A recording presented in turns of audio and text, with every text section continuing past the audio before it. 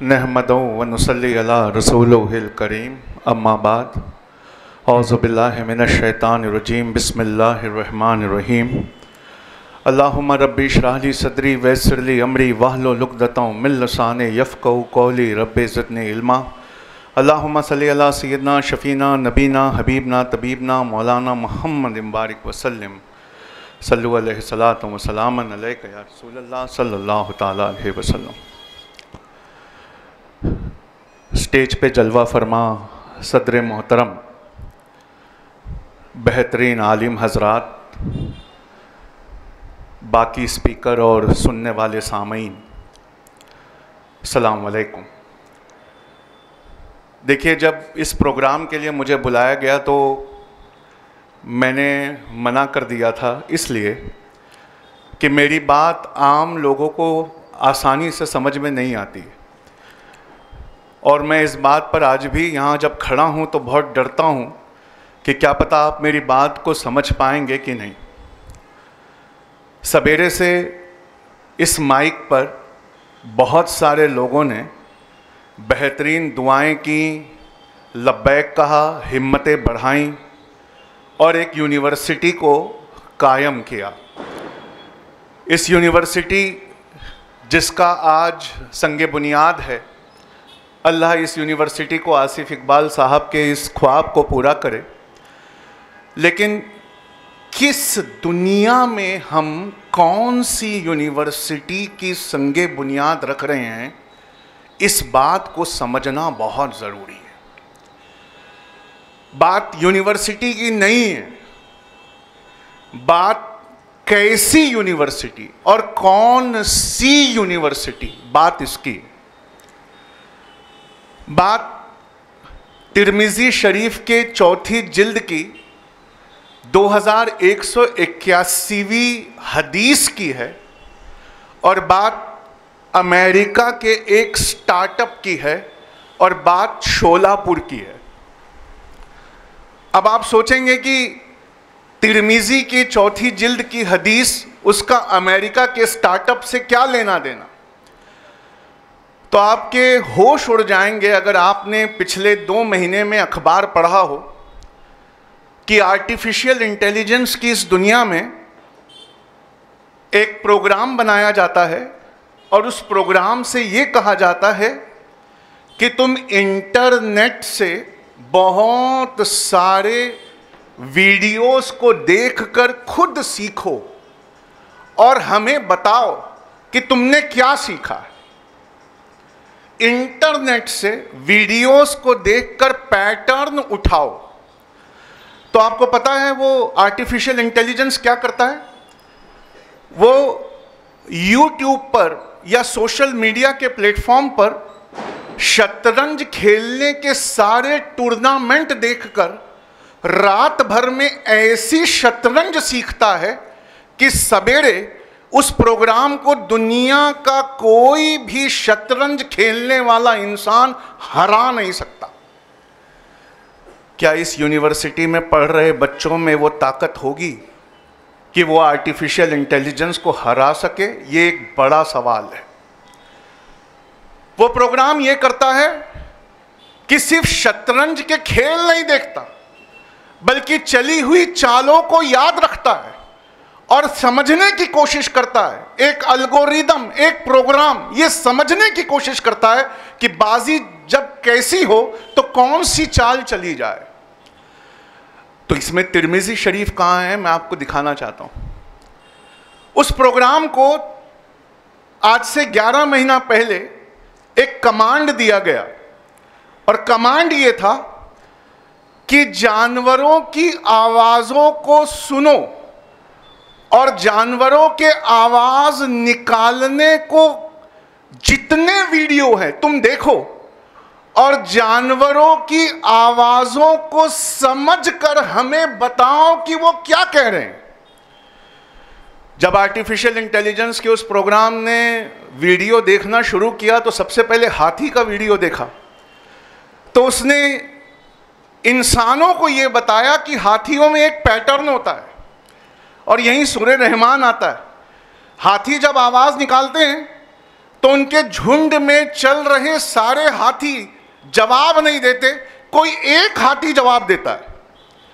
फिर थोड़ी देर के बाद हाथियों में मादा जो हाथी के झुंड की मुखिया होती है, वो दूसरी आवाज निकालती है, तो पूरे झुंड से सारे लोग आवाज नहीं देते, कोई एक हाथी आवाज देता है।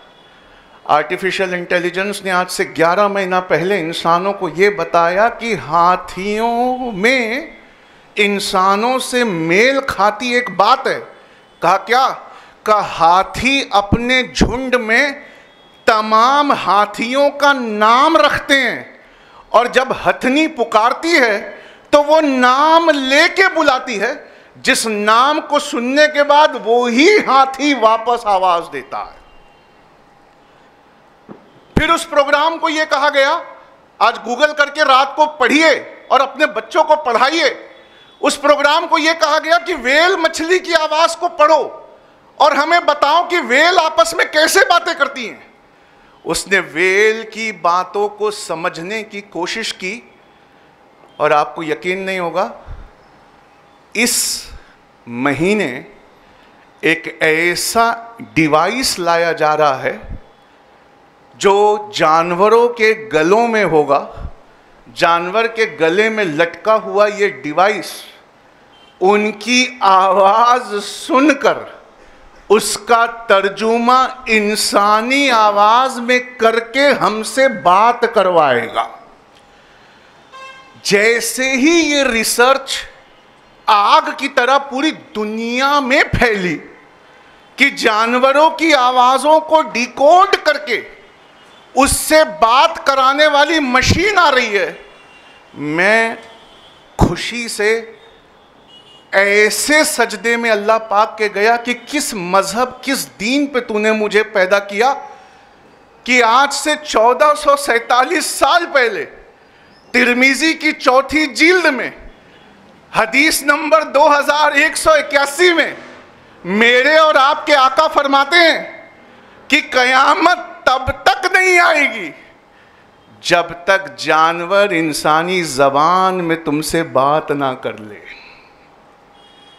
आप देखिए, हदीस है कि कयामत तब तक नहीं आएगी जब तक जानवर तुमसे तुम्हारी जबान में बात ना कर ले। और वो डिवाइस या तो उनकी लगाम में होगा या तो उनकी रस्सी में होगा। एक और हदीस है कि कुर्बे कयामत ऊंट की लगाम और घोड़े की रस्सी तुमसे बात करेगी। जब यूनिवर्सिटियों को हम बनाते हैं तो लैटिन का एक वर्ड आता है यूनिवर्सिटास।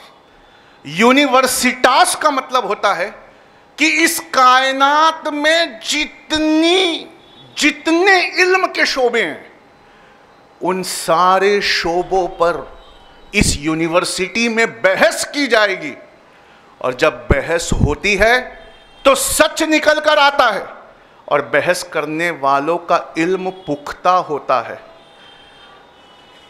मैं अपने दीन पे कुर्बान जाऊं, हमें ऐसा लगता था कि ये दीनी पढ़ाई कुछ और है और दुनियावी पढ़ाई कुछ और।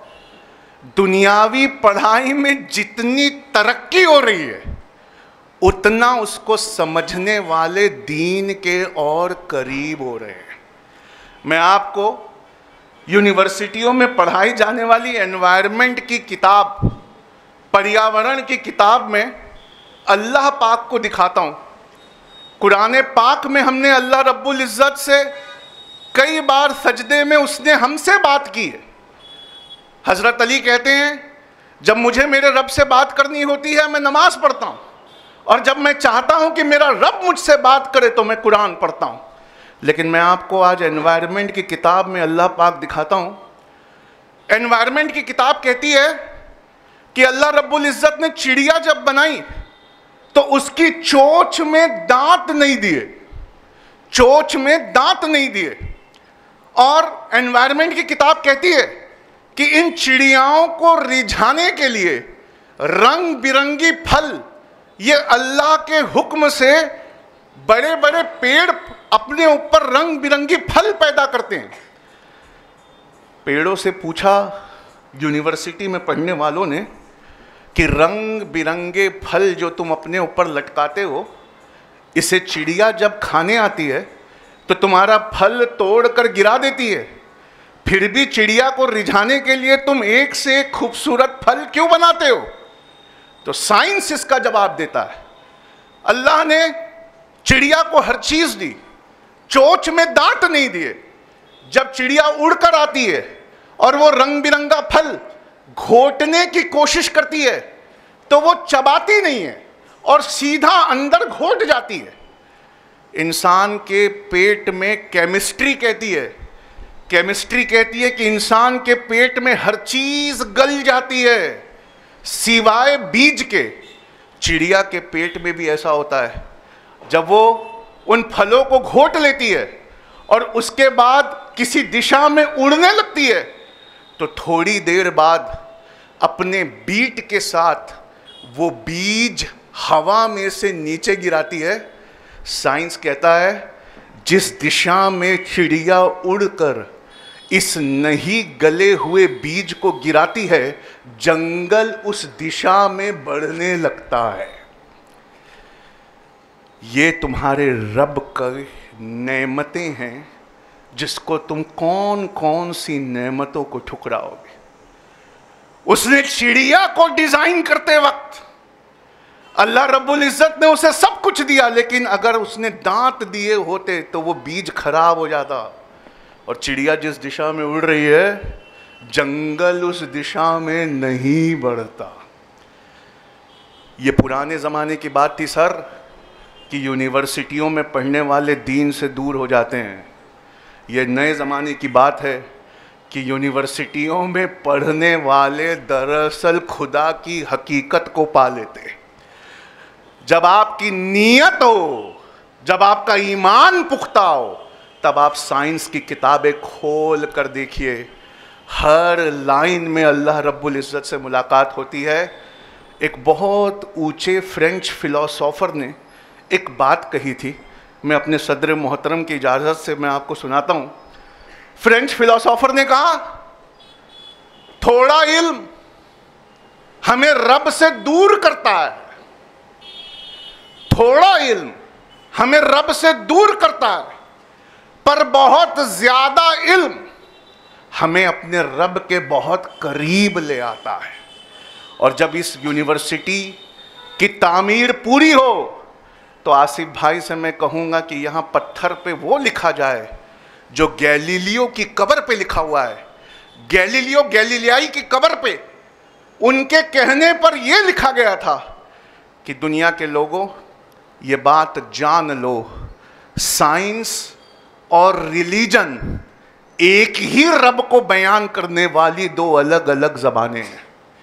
साइंस और रिलीजन एक ही रब को बयान करने वाली दो अलग अलग ज़बानें हैं। 3 दिन पहले होश उड़ा देने वाली खबर आई। आसिफ भाई को मैं पूरा दिन बैठकर समझाना चाहता हूं कि हमें यूनिवर्सिटी कैसी बनानी चाहिए। 3 दिन पहले एक होश उड़ाने वाली खबर आई जो मैं हज़रत के दामाद से जब मिला और मैंने उनसे डिस्कस किया तो उन्होंने भी ये खबर पढ़ी थी। खबर ये है कि एक चश्मा है जो मेटा नाम की कंपनी जो फेसबुक चलाती है उसका वो चश्मा है, उसको लगा लेने पर आप किसी और दुनिया में चले जाएंगे। मतलब आपने चश्मा पहना हुआ है लेकिन दिखाई ऐसा देगा कि आप किसी और दुनिया में चले गए।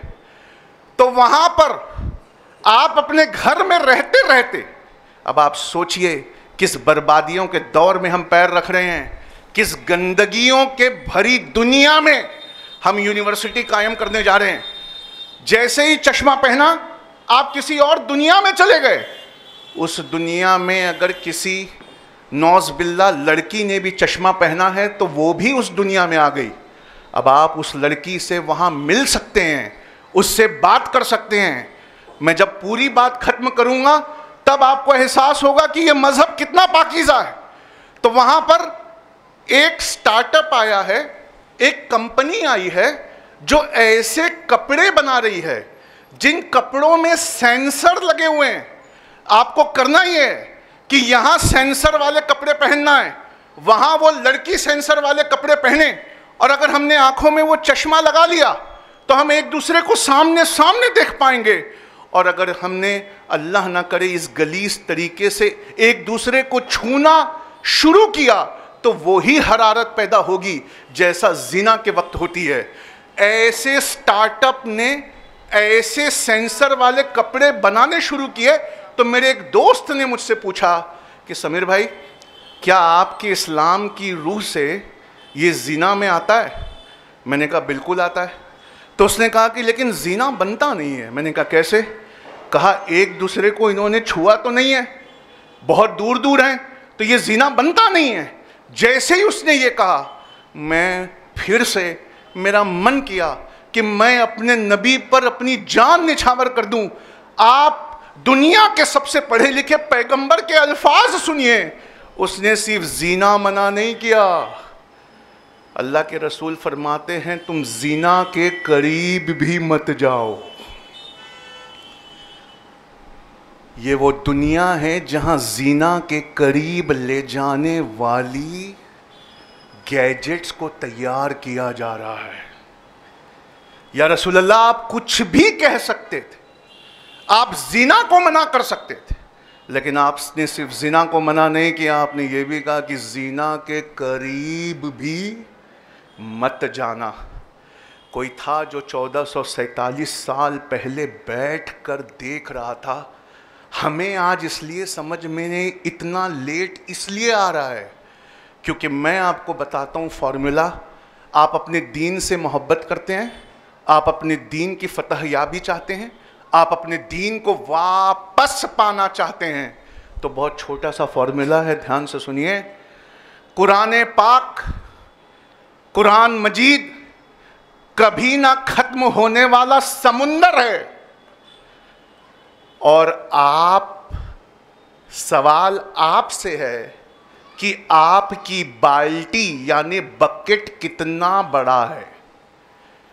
कभी ना खत्म होने वाला समुंदर कुरान पाक है, पर आपकी बाल्टी कितनी बड़ी है? जवाब यह है कि कोई दुनिया में जितना पढ़ा लिखा है उसकी बाल्टी उतनी बड़ी है। जब यूनिवर्सिटियों से पढ़कर निकलो, जब आईएएस की तैयारी करो, उसके बाद जब कुरान खोल कर देखो तो कुरान वो मोती देती है जो आम इंसानों के हाथ में वो नहीं रखती। कुरान अपनी गहराइयों में ऐसे ले जाती है जो किसी और के समझने की बात नहीं होती। बड़ी ज़बरदस्त मैं आपको बात बताऊं, इसी यूनिवर्सिटी में एक लॉ का डिपार्टमेंट होगा, और आसिफ भाई, सबसे पहले लॉ का डिपार्टमेंट कायम करना, बाकी सब बाद में खोलना। मैं चाहता हूं कि शोलापुर यूनिवर्सिटी का पहला डिपार्टमेंट अगर कोई खुले तो वो लॉ का खुलना चाहिए, वकालत का खुलना चाहिए। क्यों? जितने 10 साल से पिछले जितने बेगुनाहों को मैं जेलों में देख रहा हूं, मुझे ऐसा महसूस होने लगा है कि हज और उम्रा जितनी बड़ी इबादत है, बेगुनाहों की गर्दनें छुड़ाना भी उतनी बड़ी इबादत है। हमारी हर बस्तियों में तालियां मत बजाओ, तुम्हें अपने आप पर शर्म आनी चाहिए। तुम हो जिन्होंने वलीमों में पैसों को बर्बाद किया, तुम हो जिसने अय्याशियां की, और तुम जो हर साल हज करने का ड्रामा करते हो। हज तो तुम्हारा एक बार में हो गया, उम्रा तो तुम्हारा एक बार में हो गया, तुम्हें वो पैसे हज और उम्रा के हर साल जमा करने चाहिए और किसी गरीब के बच्चे की फीस देना चाहिए। अरे हज और उम्रा तो अल्लाह का हक है, तुम्हें मंगनियों, शादियों और वलीमों के पैसे बचाकर ऐसी यूनिवर्सिटियां खड़ी करना चाहिए। तुम्हारी आंखों पे जो नशा है वो नशा कभी नहीं जाएगा। पेड़ से पत्तियां गिरती हैं तो पेड़ों की जड़ों में खाद बनकर उसी पेड़ को सींचती हैं। तुम्हारे बच्चे भरभरा के फिलिस्तीन में गिर रहे हैं, पर तुम्हारे होश में वो खाद का काम भी नहीं कर पा रहे हैं। लेकिन मैं जब शोलापुर आया तो मुझे इस बात का बड़ा एहसास हुआ कि कम से कम शोलापुर के कुछ लोगों की आंखें तो खुल गई। कम से कम मैं ये समझ कर तो जा रहा हूं, भले गलत हूं, कि शोलापुर के लोगों की आंख तो खुल गई है। कितनी खुली आने वाले साल हमें बताएंगे। इस यूनिवर्सिटी को बनने में जितने साल लगेंगे वो बताएगा कि शोलापुर के लोगों के ईमान का दर्जा कितना है, उनका लेवल क्या है। लेकिन मैं आपको जो बताना चाहता हूं वो बहुत इंपॉर्टेंट है। दुनिया के सारे संविधानों को खोल कर रखा गया और फिर बैठकर 1947 में हमारे देश भारत का संविधान लिखा गया।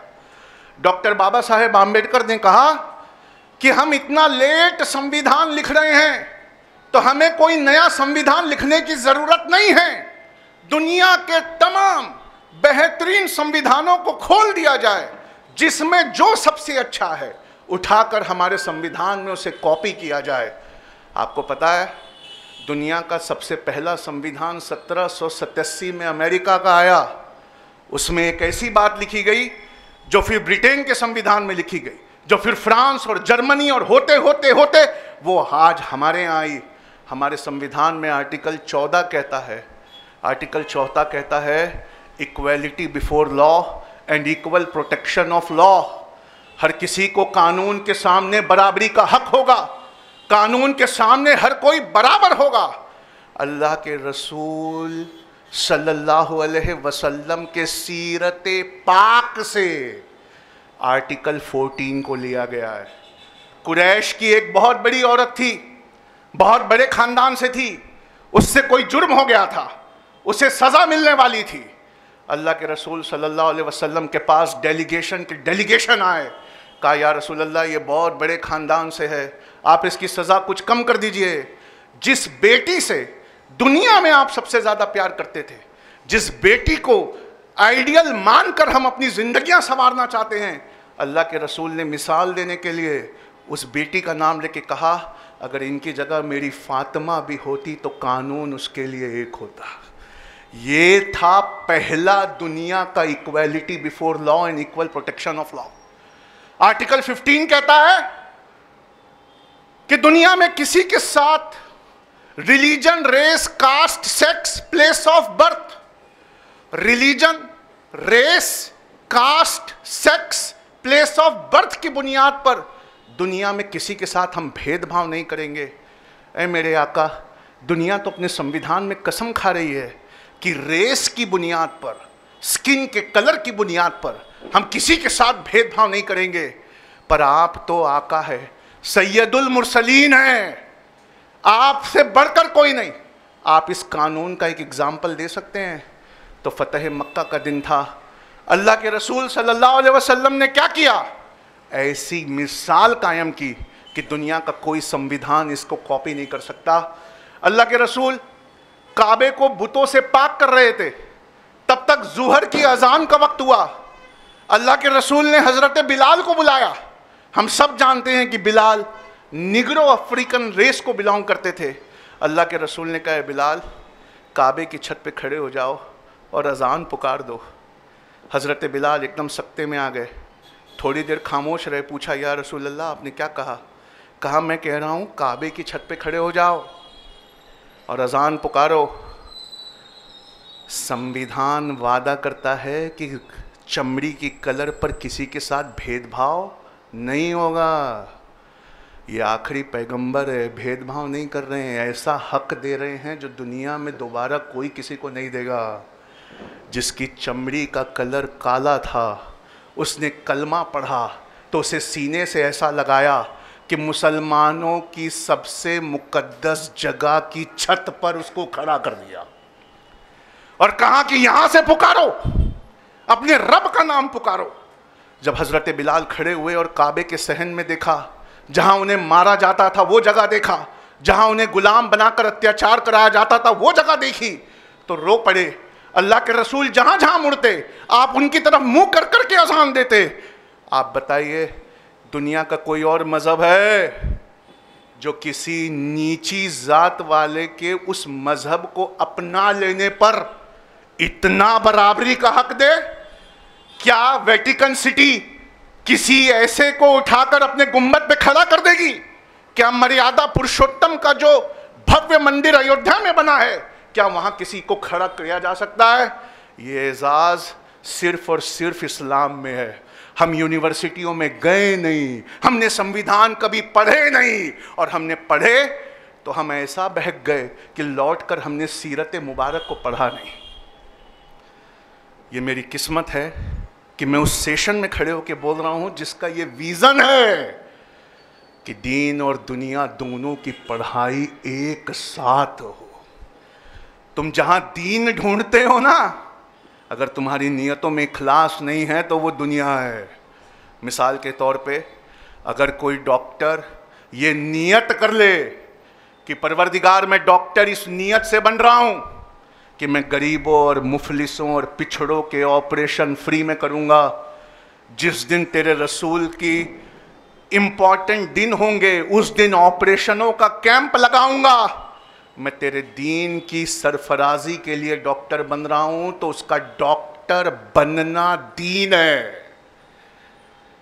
और अगर कोई मौलाना हो और ये कह दे कि मैं तकरीरें याद कर रहा हूँ इसलिए कि लोग मेरे हाथ चूमें और मुझे पैसे मिले, तो उसका आलिम बनना भी दुनिया है।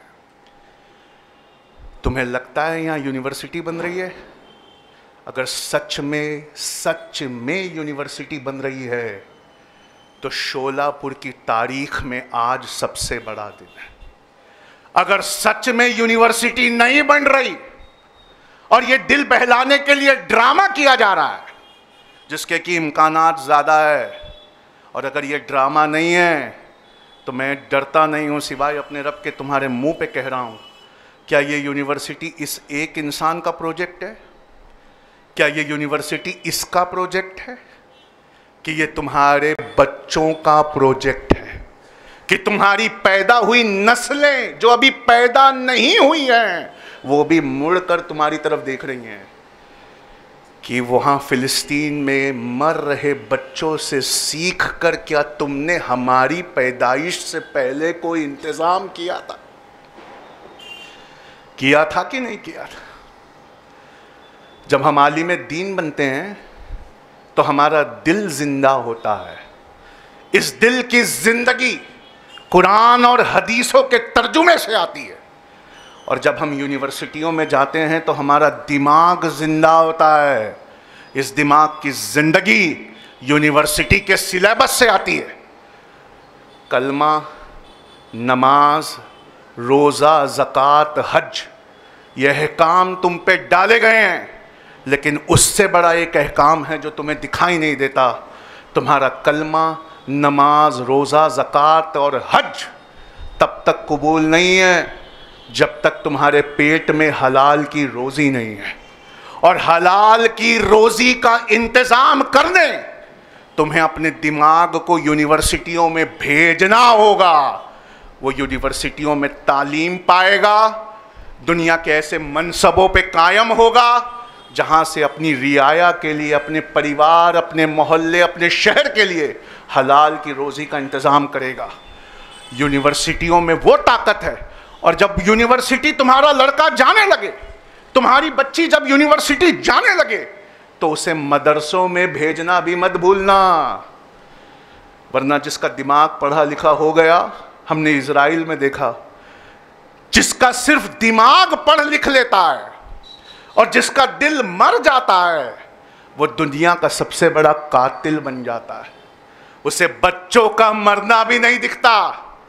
सिर्फ यूनिवर्सिटी गए औलादें अपने माँ बाप को अपने घरों से निकाल देती हैं, पर यूनिवर्सिटी से लौट कर आई और शाम को कुरान और हदीस तर्जुमे के साथ पढ़ने वाली औलादें वो डॉक्टर भी बनती हैं, कलेक्टर भी बनती हैं, इंजीनियर भी बनती हैं और अपने माँ बाप की खिदमत गुजार भी बनती है।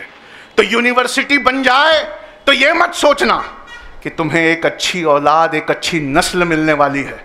उसके साथ मदरसों का होना बहुत ज़रूरी है।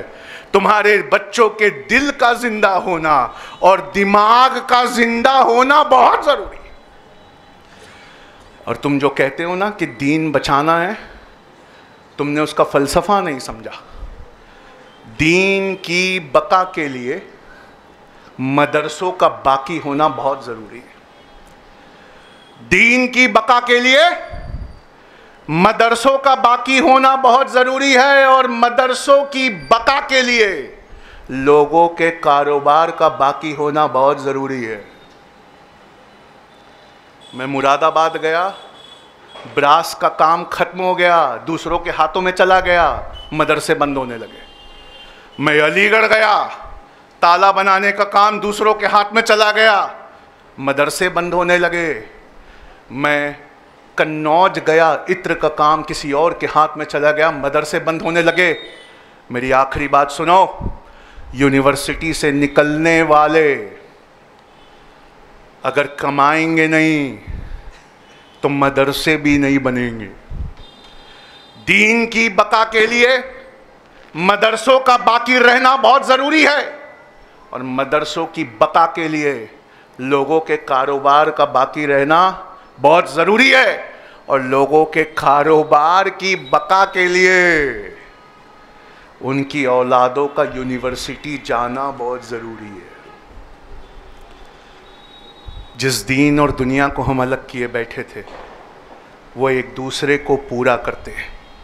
आसिफ भाई, बोलना मुझे बहुत ज़्यादा था, पर मैं इतनी बड़ी शख्सियत के सामने लरज़ रहा हूँ, इसलिए अपनी बात को ख़त्म करता हूँ। लेकिन इस यूनिवर्सिटी के 2 गेट होंगे, दोनों गेट पर एक एक बातें मैं लिखवाऊंगा जिस दिन ये यूनिवर्सिटी तैयार होगी। पहले गेट पर लिखवाऊंगा शोलापुर की एशियन माइनॉरिटीज यूनिवर्सिटी के पहले गेट पे लिखा होगा। जितने नौजवान सुन रहे हैं उन्हें सुनना चाहिए। पहले गेट पे लिखा होगा कि जब तुम इस यूनिवर्सिटी में दाखिले के लिए कदम रखो तो ये मान कर कदम रखना कि यहां से निकलकर नौकरी नहीं मांगनी है, नौकरी पैदा करने वाला बनना है।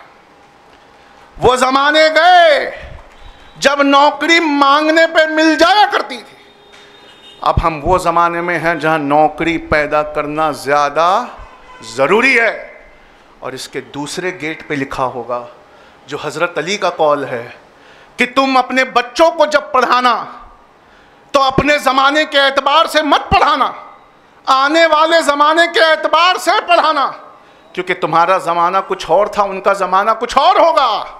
आने वाले ज़माने के एतबार से उन्हें तैयार करना। और आसिफ भाई, आपको उस्मानिया सल्तनत का राष्ट्रगीत में से एक लाइन सुननी चाहिए। इस नए ज़माने का नया सिलेबस है, और वो सिलेबस क्या है वो सुनना चाहिए। सिर्फ अच्छाई पढ़ने से काम नहीं चलेगा, बुराई और मक्कारी को पहचानना भी आना चाहिए। उस्मानिया सल्तनत अपने राष्ट्रगीत में एक लाइन लिखा करती थी, ए मोहम्मद के दीवानों सल्लल्लाहु अलैहि वसल्लम, ए मोहम्मद के दीवानों फिजाओं में फैल जाओ और ज़माने की मक्कारियाँ सीख कर आकर अपनी कौम को बचाओ। जब तक तुम ये मक्कारियाँ पकड़ना नहीं सीखोगे, ये सोशल मीडिया पर भाई को भाई से जुदा करती हुई मक्कारियाँ, ये पड़ोसी को पड़ोसी से जुदा करती हुई मक्कारियाँ, ये जहर खून में घोलती हुई मक्कारियाँ। यूनिवर्सिटियाँ हम इसलिए बनाते हैं कि यहाँ से पढ़ लिख कर निकले बच्चे इस ज़माने के सवालों का जवाब दे। अगर इस यूनिवर्सिटी से निकलने वाले बच्चे इस लायक नहीं निकलेंगे तो क्या इस यूनिवर्सिटी का कोई फ़ायदा होगा? इस यूनिवर्सिटी का कोई फ़ायदा नहीं होगा। मैं अपनी बात को ख़त्म करते हुए सिर्फ इतना कहना चाहता हूँ, 41 साल की मेरी उम्र हुई, मैंने कभी किसी से ऐसे इंसान से मुलाकात नहीं की जो शोलापुर से आ रहा हो। और मैंने अपनी अम्मी से बड़ा हंसते हुए कहा कि मैंने कभी ऐसे इंसान से भी मुलाकात नहीं की जो शोलापुर जा रहा हो। तो कहे तुम्हें शोलापुर की इतनी याद कैसे आ गई? मैंने कहा पता नहीं किस मिट्टी के एक बेहतरीन मुसलमान हैं कि 110 एकड़ में वहाँ एक यूनिवर्सिटी का क़याम कर रहे हैं। अल्लाह इस यूनिवर्सिटी को दिन दुगनी रात चौगनी तरक्की दे, और इस यूनिवर्सिटी में पढ़ने वाले इंजीनियर, डॉक्टर, साइंटिस्ट, कलेक्टर जब खड़े होकर स्टेज पर से बोले तो सुनने वालों को अपने रब से और मोहब्बत हो जाए। बस इसी बात पर मैं अपनी बात को ख़त्म करता हूँ। सलाम वालेकुम।